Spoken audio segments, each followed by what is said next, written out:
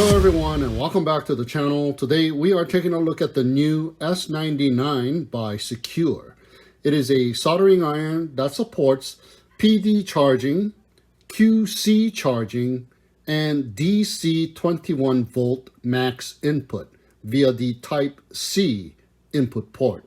It has a maximum power of 150 watts and a working temperature of 50 to a whopping 500 degrees Celsius. And it comes with a 65 watt power supply with a Type C PD output port and the QC3 USB-A output ports. It has the spring-loaded flip-out wall plug for US, and you also get the EU connector, which connects to the power supply while the US plug is tucked in just like this. So it looks like it was made like this. Really, really nice. Now we also get a heavy duty Type C to Type C braided power cable with clear sheathing to expose the circuitry on the ends, and there is an LED light on each end that light up when it is active, which is pretty cool. Now, mine was missing the Type C to XT60 power cable, as shown in the unboxing part of the video, but this cable was sent to me separately. So if you purchase the S99, it will come with the XT60 to the Type C cable in the zipper case, as well as the C to C cable. So it supports 2 to 5S Lipo battery, so 5 to 21 volt power input via the XT60. Now the wires are 20 AWG under the black PVC common jacket versus the 22 AWG wires with the 5521 barrel connector that accompanied previous models of their soldering irons. So this wire is a little bit more heavier duty. Now, the soldering iron is compatible with the C245 series of tips. You can choose from K, B1, BC2, and the I tips, or get all of the tips. So here we have only the Type C interface on the butt of the pen style soldering iron for the S99 for both the power and for the firmware upgrades. Now, prior to this pen, we used to have the Type C interface for the firmware upgrades and a 5525 barrel style connector, not 5521. As you can see here, it says S1012 with the DC 5525, 12 volt, 25 volt. So when I said 5521, I was mistaken. Now this is the cable that comes with this pen, the XT60 to the 5525 barrel connector.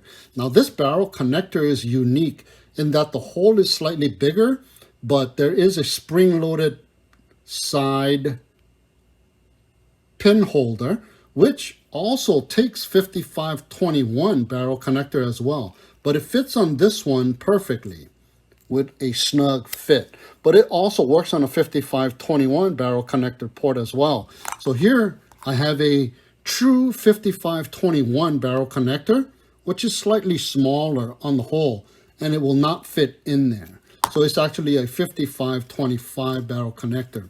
So is this one here, but this one comes with the 5525 barrel connector port for the power, but it used to come with the micro USB port for the firmware upgrades. And it used to take 12 to 24 volts, 17 to 65 watts. And here you can see it says DC 5525. So on the new S99, we have just the Type C interface for both the power and for the firmware upgrades. Here we have the grounding port screw, and we have the button B, the 128 by 32 OLED display screen, button A, and the soldering iron tip mounting port, which is made of CNC steel with hollow cutouts for heat dissipation, and the soldering iron tip. Notice the difference. We have button A on one side of the OLED screen and then button B on the opposite side, whereas prior to this, we used to have button A and B on one side, and then the OLED display screen, as well as here, A and B. So they did a slight change on the new S99. Now, it is easy to assemble and disassemble. Simply line it up and push the soldering iron tip in and feel a snug click, and it is installed. No screws to tighten here. Whereas before, we used to have a screw to loosen, to remove, and tighten to make it stay in there. Screw here as well. So there's no screws, simply pull it out to remove it. Now, I got the BC2 tip with mine, a general multi-purpose tip. Now, the soldering iron by itself measures in at 124 millimeters without the tip, and the tip is 99 millimeters long. Simply line it up, push it into place. And the overall measurement is 165 millimeters, fully assembled. Weighs in at just 28.4 grams, and the working temperature is from 50 degrees to a whopping 500 degrees Celsius. And that equates to 122 degrees to 932 degrees Fahrenheit. It reaches melting point in just 2 to 5 seconds, and the pen is made of high polymer thermal insulated shell, so it does not get hot in your hands when used for long periods of time. So here's the S1012 soldering iron and the SQ001 soldering iron, both of which I have the tips always inserted and screwed on. Now, the SQ001 did not come with a carry case, so you have to provide your own. And this toy drone case works out great. So I simply put it in there in the package that it came with, and I'm good to go. Now, the S1012 did come with a case, but once the tip is attached, it was too long for the case, so it sticks out a little.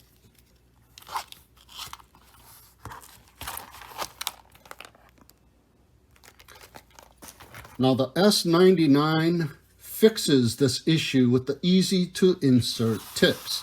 Simply remove the tip, put the tip back in its case, and the iron into the foam cutout slot. Or you could just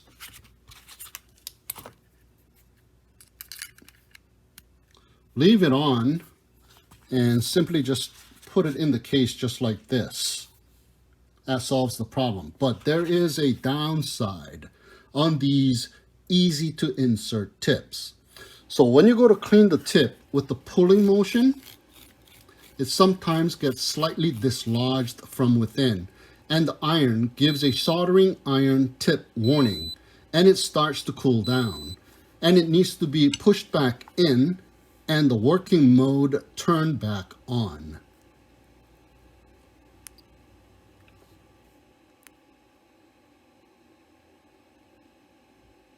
Okay, so let's go ahead and power it up. I'm going to be using a 4S battery with the XT60 connector. Plug it in. Powers up. And that is the initial interface. So it is set to 300 degrees Celsius. Incoming voltage is 16.1, and it is 19 degrees Celsius at the moment, fluctuating to 20. So what you want to do is long press the A button, and there you go, working mode has started, and it'll hit the target 300 degrees Celsius, and that is the degree that is set to by default. So look at that, that's how fast it became up to temperature. using a 4S battery. So let's melt some solder here. Just like that, you are ready to work. So let's go ahead and see if we can melt this area right here with 300 degrees. A little bit hard. Takes a little while. Let me get some more solder on here. That makes it easier if you already have a little bit of solder on the tip of the soldering iron. Now, it should start melting soon, but it takes a little while at 300 degrees, and that is a big lump of solder on that all-in-one ESC, and it is slowly starting to melt. There you go. Slowly starting to melt, and basically I got the whole thing melted. Got to go back and forth to keep it hot, and there you go. At 300 degrees. But you can increase the temperature, and by default it is set to 50-degree increments. So if you hit the B button, it'll go to 350. You can see it right there in the middle of the screen there. 350. And it'll climb to 350 in no time.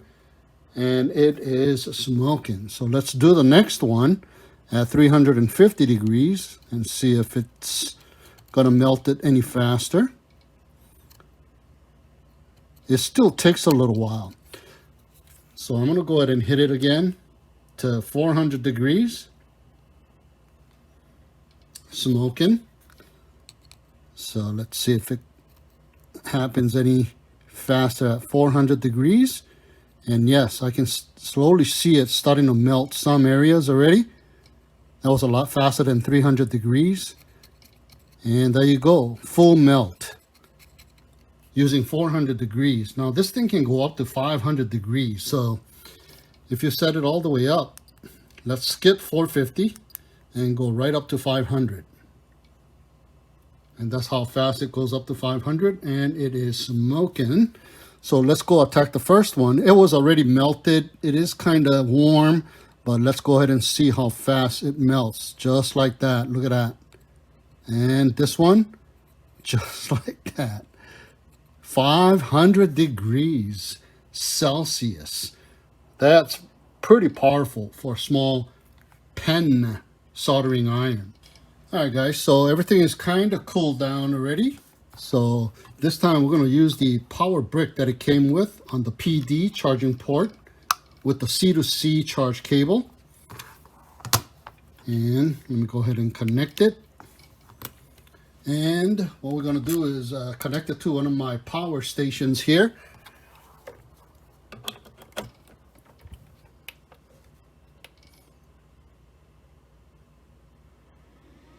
There you go, powered up.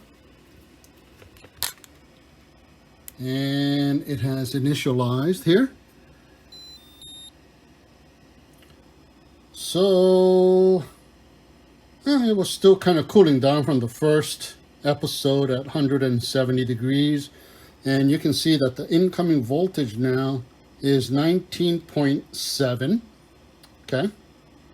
And it is still cooling down. So let's go ahead and hit the working button by pressing the A button, long press. There you go, starting to work. And let's see how fast it goes up to 300, just like that. Now let's see, 350, just like that. 400, 450. Now you can set this thing to go up in increments however you like it in the settings, but by default it is set to 50-degree increments. So 500 degrees Celsius already. Wow, that is pretty fast. So let's go ahead and get the same ESC here, and let's see if it melts it any faster. Look at that. Incredible. For a portable soldering iron, guys, better than my desktop soldering iron, I'll tell you that. Let's see, let's clean up some of this hot. Let's clean up some of these ESC solder joints over here. Just like that. Look at that. Just touch it and you're done. At this temperature, don't leave it on there too long. So look at how nice that is. Okay, I'm gonna turn the wood instead. Check it out. It's all lumpy right now.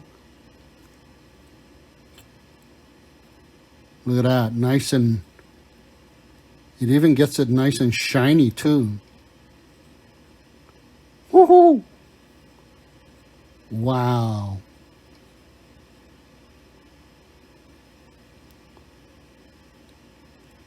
Oh, wow, that was very fast. Nice. Let's flip it over to the other side. Work on this side. That drizzled over. Look at that. Wow.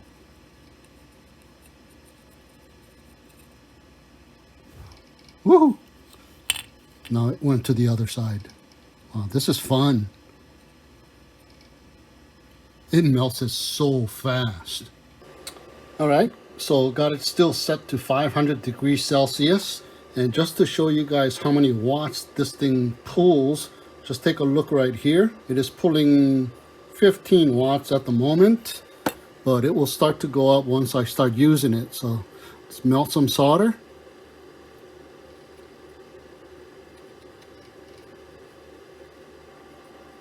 Look at that, it went up to 35 watts.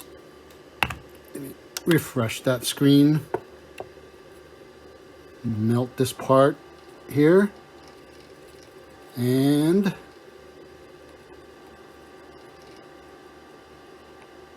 it went up to 35 at the highest, I believe.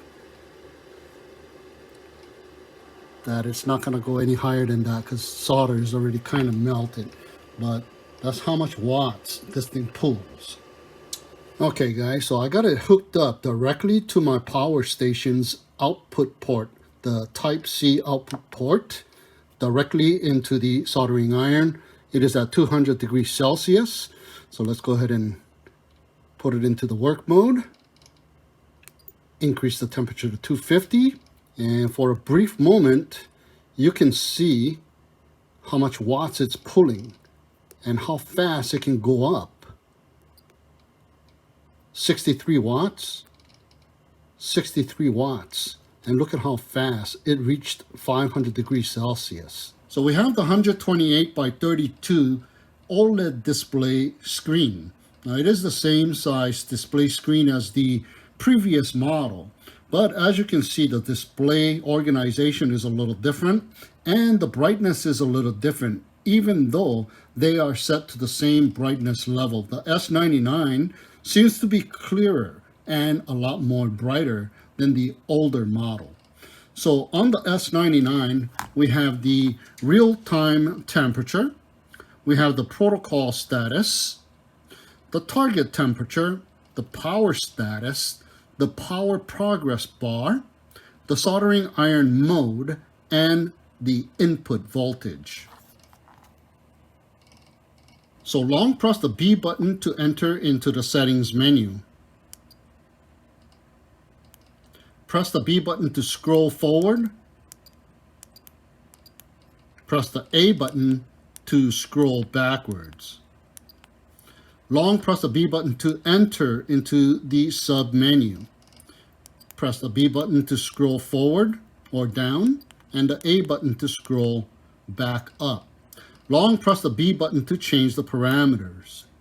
The B button increases the value of the parameter, and the A button decreases the value of the parameter. You can do this for all of the sub menus. Now press both the A, B buttons simultaneously to go back to the previous page, or you can simply just wait 5 seconds. Now I'll leave a link to the product page with the layout of all of the sub-menu interfaces and the parameter values. So one of the coolest features is the sleep mode. It'll go into the sleep mode according to the parameters set in the idle mode setting. Now the sleep time is set to 60 seconds by default. If there is no operation, it'll automatically set to the sleep temperature, which is 50 degrees Celsius by default. And if there is an input or vibration of the soldering iron, it will wake up automatically and restore to the last temperature setting. Now, if the idle time is reached instead,